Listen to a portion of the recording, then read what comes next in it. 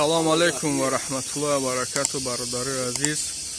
Shakali که می‌بینین امروز اومدیم گاراژ رو بورکا کردیم برای سیومکای فیلم غریبی قسم 3. ما در گاراژ در کار بود. متاسفانه گاراژ گارین زبیتی بود. اینا مرحمل گاراژ رو تازه کردیم بورکا کردیم.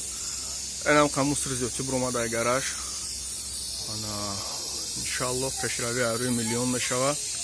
با صبر باشین، ما را دستگیری کنین، در کانال پادپیسات کنین و ویدیو را پادلیت کنین. انشالله نویگاری های پیش برداری عزیز.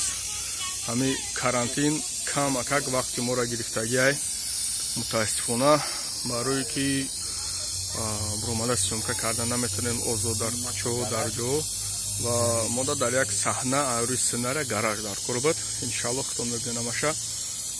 اینم برادرمون دستگیری کرد اومد گاراژ دا سیومکا میکنیم انشالله. اینم کاموس رو برآوردیم از گاراژش.